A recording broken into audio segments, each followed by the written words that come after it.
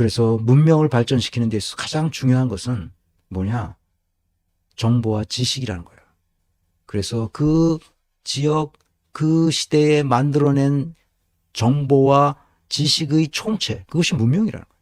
그 총체에 관한 우리가 인식의 지평을 가지고, 한국인들의 인식의 지평이 확 넓어지려면 정보와 지식의 양이 무지하게 늘어나야 되는 거예요.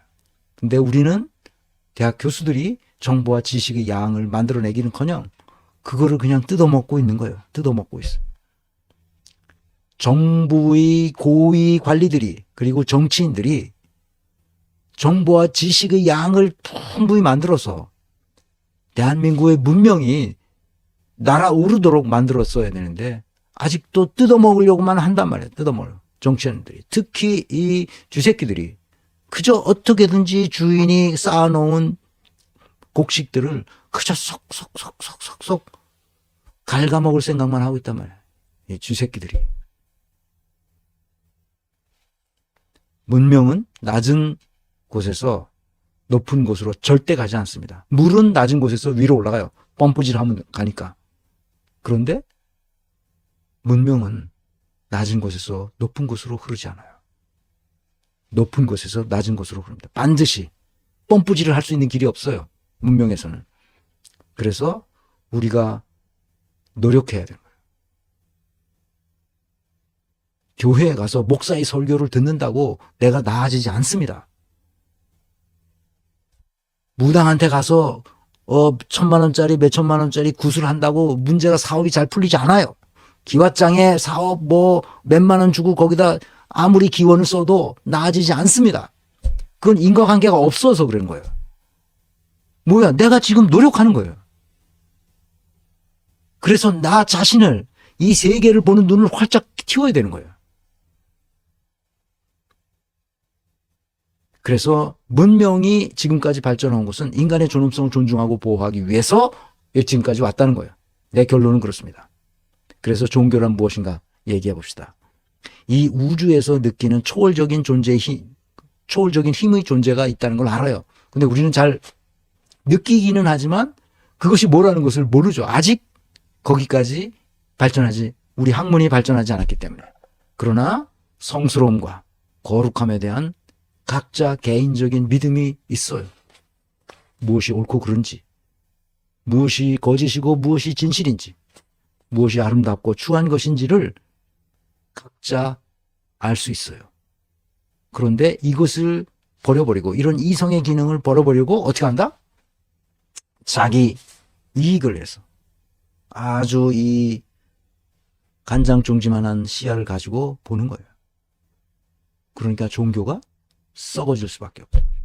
성스러움, 거룩함, 숭고함 아무 사용 없어요. 그저 초월적인 그 귀신들이 계시를 줬는지 어쩌는지 신의 뜻이라는 등 무슨 이런 개수작을 하면서 전부 자기 이속만 챙기는 종교인들이 나타나게 됐던 거죠. 그래서 신부님이 뭐라고 그래요? 지랄 발광을 하고 있다는 거죠. 시대 정신에 근거한 도덕적 윤리적 규범에 따른 사회적 의례가 있어야 됩니다. 이 시대를 사는 우리는 예수와 부처가 가르친 가르침의 본질을 파악해야 됩니다. 2000년 전에, 2500년 전에 도대체 그 가르침은 우리에게 무슨 의미가 있나, 이 시대에. 그것을 찾아가야 돼요. 이 우주에서 느끼는 초월적 힘의 존재, 이것도 칸트가 알고 있었어요. 내 위 별이 빛나는 하늘, 내 위의 별이 빛나는 하늘과 그리고 내 안의 도덕법칙, 두 가지가 있다고 실천이성 비판에서 칸트가 마지막에 실천이성 비판 맨 마지막에 이 말을 합니다. 제가 읽어볼게요. 그에 대하여 자주 그리고 계속해서 숙고하면 할수록 점점 더 새롭고 점점 더 큰 경탄과 외경으로 마음을 채우는 두 가지가 있다. 그것은 내 위의 별이 빛나는 하늘과 내 안에 있는 도덕법칙이다. 이 문장은 칸트의 비문으로 써 있답니다. 이것을 계속 읽어드리면 여러분이 칸트의 문장은 한 페이지에 한 문장으로 되어 있는 것도 있고 그래서 주무실 거예요. 이걸 읽어드리면 이건 나중에 이제 시간 되면 칸트가 왜 내 위의 별이 빛나는 하늘, 내 안에 도덕 법칙이라는 말을 했는지 이해하실 수 있도록 제가 강의를 준비해 보겠습니다. 이제 거의 끝나갑니다. 샤머니즘과 사이비 신흥 종교란 무엇인가? 겉과 속이 다른 종교입니다. 한국의 사이비 종교에는 반드시 샤머니즘적 요소가 깊이 들어있습니다. 개신교들 대부분의 목사들, 개신교 큰 교회 목사일수록 샤머니즘적 요소가 아주 깊이 들어있습니다. 그들은 비합리적으로 하나님의 뜻이라는 얘기를 합니다. 도대체 뭐가 왜 하나님의 뜻이라는 건지 말하지 못해요. 반사회적이고 비윤리적인 상태를 교회에서 가르칩니다.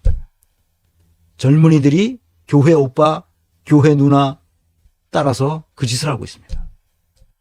불투명하고 폐쇄적입니다. 돈이 어디서 와서 어디로 가는지 교회 회계에 알 수 없어요. 특정인을 신격화하거나 돈을 추구합니다. 헌금해야 된다는 거죠.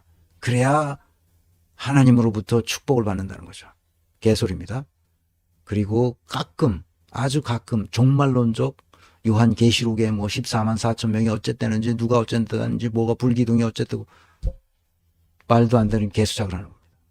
2000년 전에 쓰여졌던 그 요한계시록이 뭐 오늘날 뭐를 예언했다는 무슨 말 같은 소리를 해야지, 말 같은 소리를. 이따위를 하는 모든 것이 다 우리 사회의 암적 존재들입니다. 이 암을 제거하지 않고는 우리 사회가 문명을 발전시킬 수가 없습니다. 이게 언제적 얘기야, 이게. 샤머니즘이 1만 년 전 얘기야.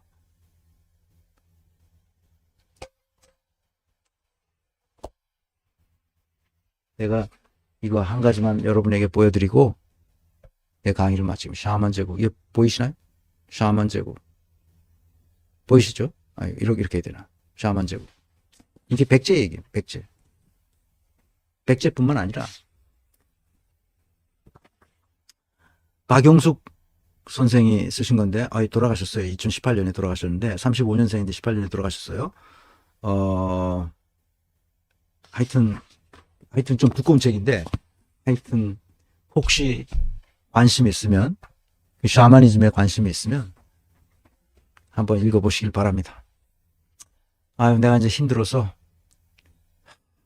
한 시간만 조금 넘으면 이렇게 힘들어. 좌우지간. 미카 키무라님, 새해는 국민 모두가 따뜻한 마음을 나눌 수 있는 해가 되길 바랍니다. 해피 뉴 이어. 네, 감사합니다. 네, 여러분, 제가 이렇게 금년 마지막 강의죠. 금년 마지막 강의인데, 이렇게 샤머니즘, 그다음에 종교란 무엇인가? 종교는 다음 시간에 인간이란 무엇인가를 할 텐데, 그때 종교를 같이 다시 얘기하겠습니다. 종교는 뭐냐? 불교도 마찬가지겠지만, 인간의 도덕성을 고양시켜주는 게 종교예요. 인간의 이성의 한계 내에서 종교란 도덕성을 고양시켜주는 것이 종교라는 거예요. 도덕성을 고양시켜주지 못한다면 그것은 종교가 아닌 거예요. 그것은 사기꾼들이 하는 거예요. 예수의 가르침은 이 가난한 사람들 억압하고 착취하는 이 기득권층에 대해서 저주를 퍼부었던 것은 바로 그것 때문입니다. 그리고 부자 청년이 와서 예수에게 물었습니다. 뭐라고 물었냐? 어떻게 해야 영생을 얻으리까 하고 물었을 때 예수가 그 부자 청년에게 뭐라고 얘기합니까? 내가 가지고 있는 재물을, 그 부자 청년이거든요, 팔아서 가난한 사람들에 도와주고 나를 따르라. 예수가 그렇게 했더니 그 부자 청년이 어떻게 했습니까? 자기가 재물이 많아 부자이기 때문에 근심하며 돌아갔습니다. 사랑하는 여러분, 예수의 가르침, 부처의 가르침은 간단합니다. 불의에 저항하는 거예요. 그리고 억압과 착취하고 인간의 존엄성을 존중하지 않는 모든 것에 대해서 혁명적으로 바로잡는 것입니다. 목사가 그것을 가르치지 않는다면 그건 목사가 아닌 거예요. 예수가 가르친 대로 가르치지 않고 있는 사꾼들입니다. 그래서 다음 시간에는 신년 특집으로 인간이란 무엇인가